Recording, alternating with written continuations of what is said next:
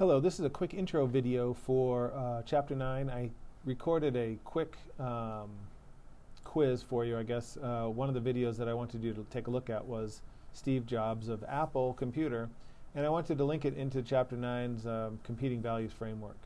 If you were to go and take a look at this video, I think it'll be kind of illuminating about how to use the Competing Values Framework. One thing I ask students to do before they watch the video is to ask yourself a simple question: how do you view Apple before you know anything about them, before you hear the Steve Jobs video, and maybe think about where you would place them on the Competing Values Framework. You look at these 4 different quadrants, and you can probably make some assumptions about Apple as you will. Maybe you can figure out where you would plot them based on what you know about the company. Then I want you to watch the video and actually listen closely to what Steve Jobs is saying about Apple and how business gets done. After the video, you'll be asked a couple of questions about it, and you can replot where you think, according to Steve Jobs, where Apple might fall in the Competing Values Framework. I had a few other questions at the end of the video. After you watch the Steve Jobs video, you'll see some screen grabs of different organizational forms, organizational structures, and I have some just easy questions maybe that will relate back to the forms that you might have looked at in the book or you've seen from the video. So again, it's an easy extra credit assignment, 5 questions, and maybe hopefully illuminate some key questions that you might want to know for the test that will be coming up pretty soon. So thank you very much and enjoy that. One of the keys to Apple is Apple's an incredibly collaborative company. And so, you know how many committees we have at Apple? No. 0. We have no committees. No committees. We are organized like a startup.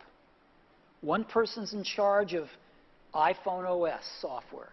One person's in charge of Mac hardware. One person's in charge of iPhone hardware engineering. Another person's in charge of worldwide marketing. Another person's in charge of operations. We're organized like a startup. We're the biggest startup on the planet. And we all meet for 3 hours once a week, and we talk about everything we're doing, the whole business. And there's tremendous teamwork at the top of the company, which filters down to tremendous teamwork throughout the company.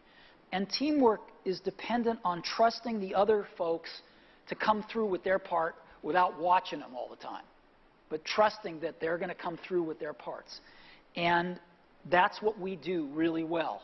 And we're great at figuring out how to divide things up into these great teams that we have and all work on the same thing, touch bases frequently, and bring it all together into a product.